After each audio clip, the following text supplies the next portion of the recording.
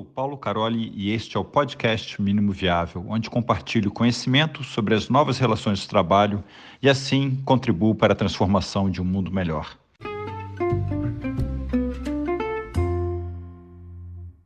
Bom, pessoal, eu queria até fazer uma introdução aqui sobre por que a gente colocou esse tema, né? Gestão de inovação e Leanception. Acho que tem uma cultura, né? Um processo de gestão de inovação que está cada vez mais abrangente. A gente fala muito de agilidade, ágil, mas o conceito de gestão de inovação, né? Ele é maior do que o que a gente chama aí de Lean, de ágil, né? Inclusive, ele incorpora, né? Faz parte disso, do processo de inovação, o que a gente chama de agilidade, de Lean, mas é na parte mais de... óbvio que Lean vai estar em todo lugar, né? Mas a parte também ele foca bastante na parte de execução, né? E essa ideia de gestão de inovação, ela é mais abrangente, ela está tocando desde o tema estratégico, como é que você faz a gestão de inovações, como que você capta essas inovações, prepara a sua equipe, quem que é o público que dá essas ideias, né? Então, ele acaba sendo bem mais amplo do que aquele conceito que a gente tinha, e lá, né, alguns bons 10 anos ou mais até atrás, que era a coisa de fazer, né? Aqui a gente tem um modelo já, ele surge na captação dessas ideias que virão a ser inovação. Tá? A Leanception é melhor para um produto novo ou para uma feature de um produto já existente? Eu acho que aqui não cabe nem depende, né? Aqui, de fato, ela é melhor para um produto novo, mas ela também serve para um produto já existente, né? Mas ela é melhor para um produto novo, e como a gente comentou, quanto mais disruptivo, mais aderente ainda para uma Leanception, sabendo que não precisa ser só um produto digital, pode ser um produto físico, pode ser um processo, né? A gente tem nossa grande empresa de telecomunicações do Brasil, ela usa bastante a Leanception para até processos do dia a dia da empresa, não só para criar programas, né, televisivos, mas também para a melhoria de processos internos. Ela utiliza. E quanto mais novo, melhor, mas sim dá para você fazer para features específicas, porque varia muito qual é o tamanho desse novo incremento que você está imaginando. Será que é para um novo mercado? Pode sim caber aí uma Leanception. Eu trabalhei numa empresa de seguros, né, que também é uma grande empresa de seguros no país, e é seguro, é o mesmo produto. Só que, poxa, eu queria uma adaptação para ele ter algum tipo de menos passos. Fazia todo sentido a gente rodar uma Leanception. Era um novo incremento, né? Não chegaria a chamar de novo produto ou novo serviço. E fez toda a diferença a gente rodar uma Leanception para esse caso, tá? Nem sempre talvez faça sentido, nem sempre talvez valha aí o investimento. Tem situações que talvez um PBB, né, um Product Backlog Building ou qualquer outra técnica, talvez seja mais aderente porque você não tem tanta incerteza dentro daquela feature. Quanto mais incerteza, mais aderente aí, eu imagino você usar uma Leanception. Perfeito. E até a questão, né, Edson, do tempo, né, para você rodar uma Leanception. Então, você tem que dosar isso. Você tem ali os 5 dias, 3 dias, né, se você for fazer mais curto. Então, será que você tem esse tempo? Então, que nem o Edson colocou muito bem, às vezes o PBB vai entrar ou um outro. Então, analisar, tá bom? Excelente pergunta. Inception é de onde surgem as ideias de inovação? Eu posso começar, né? A Leanception, no meu entender, ela não é onde surgem as ideias de inovação, né? Ela pode também ter um subproduto, que é uma ideia de inovação, mas esse não é o objetivo propriamente dito da Leanception. Porque uma ideia, né, ela é um problema, né, que aí eu vou encontrar uma solução através, né, de uma proposta de solução dentro de uma Lean Inception, criar um produto mínimo viável. Essa ideia de inovação, ela vai surgir. Hoje em dia a gente fala assim, antes a gente tinha uma área, né? A área que tinha as grandes ideias, né?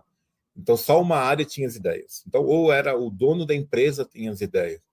Hoje em dia a gente acredita que a gente tem que contar com toda a organização para ter ideias potenciais aí, opções, né, que deveriam ser exploradas. Toda a organização. E aí entra a ideia da gestão de ideias, né? Não, além da gestão da inovação, propriamente dita, que nada mais é que o nosso portfólio de ideias, eu ter uma forma de fazer a gestão dessas ideias. Essas ideias, elas podem surgir de qualquer pessoa da minha organização e eu tenho que estar preparado para captar essas ideias. Essas ideias podem surgir dos meus clientes, e eu também deveria estar preparado para isso. Eu posso ter ideias surgindo dos meus parceiros, startups, até dos meus concorrentes. Eu poderia ter também ideias surgindo dos meus concorrentes, né? Que é o nome concorrência, né? Você cria algo de forma colaborativa com o seu concorrente. Essas ideias, então, deveriam ser de qualquer ponto. E essas ideias deveriam ser alinhadas a alguma tese, algum tema que você alinha com a estratégia da organização, né? E as ideias vão entrando a partir dessa grande tese. Você faria um processo de filtro dessas ideias, avaliando o quanto que elas são aderentes com a proposta da empresa com relação à tese, para daí ela entrar no seu funil de ideias. Dentro desse funil de ideias, você vai poder fazer aí sim uma revisão disso, se vale a pena ou não, né, a questão do binário, faz sentido ou não, está aderente ou não, e aí você vai para um processo de análise que aí caberia bem, talvez uma Lean Inception, por exemplo, para você fazer um refinamento, encontrar esse MVP. Né? E aí sim pode ter um subproduto da Lean Inception que são novas ideias. E mesmo no momento do desenvolvimento dessas ideias, você pode também aí surgir novas ideias que entram no funil. Quando você está validando a sua ideia, né, o seu MVP, um fato de ter um resultado negativo, por exemplo, que você tenha que pivotar, isso também pode surgir uma nova ideia que entra no funil. Então, não é exatamente o objetivo da Lean Inception gerar ideias, né, desse tipo, ideias do problema que você tem que resolver, mas sim como eu vou resolver esse problema. Isso, no meu ponto de vista, pensando aí na ideia com relação à gestão de ideias, tá? Que eu penso muito no coisa do... tem alguns autores interessantes, né, que são do Brasil, alguns livros interessantes. Tem Transformação Radical, que ele fala bastante dessa coisa da ideia, e também tem o Gestão de Inovação, Gestão da Inovação na Prática, é um livro bastante interessante. Aí tem um segundo livro do Pedro Weingartner, nem sei falar o nome do cara, eu já conversei com ele alguma época, e ele tem o Estratégia de Inovação Radical.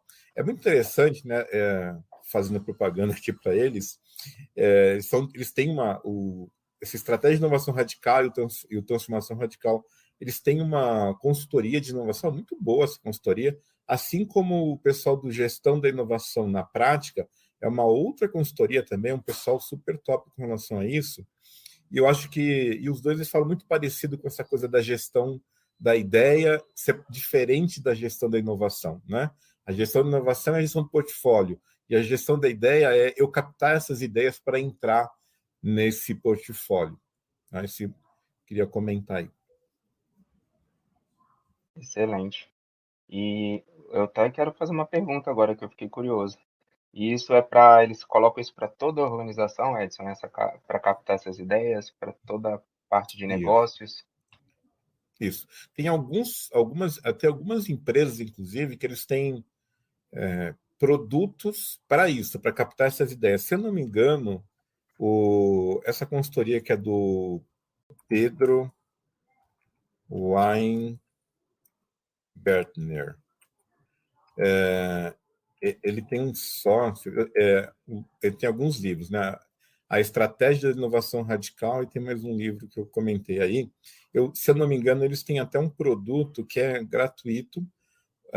Então, por ser gratuito, tem algumas limitações. É interessante conhecer o processo, tá? Não diria nem de adquirir o produto, mas conhecer o processo. Tem empresas que têm o produto mais robusto, até esqueci, não sei se é a ACE, não me lembro o nome da consultoria, que tem um produto próprio para captação de ideias de inovação.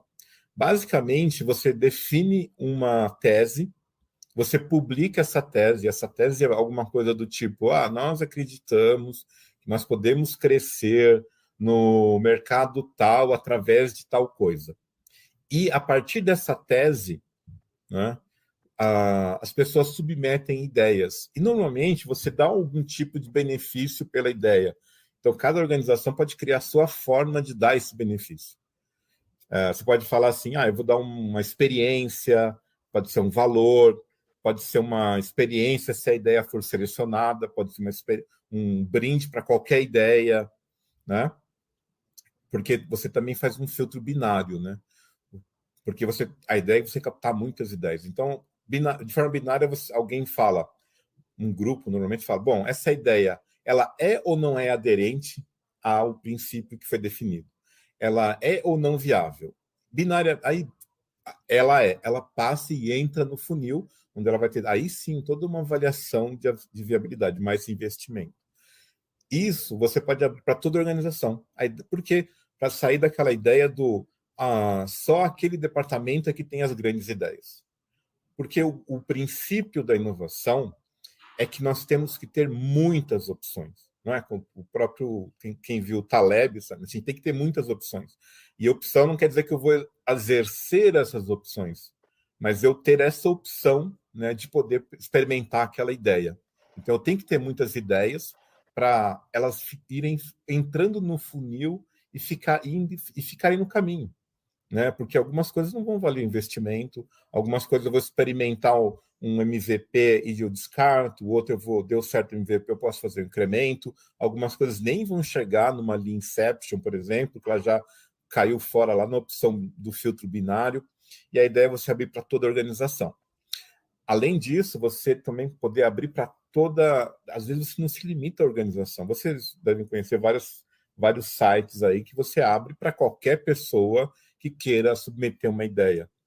E também a questão de você abrir para parceiros que queiram contribuir com aquela ideia, que você pode ter uma startup, um concorrente, um parceiro mesmo. A ideia é você abrir o máximo possível essa tese, né, essa tese para que, alinhada à sua estratégia, para que surjam essas ideias.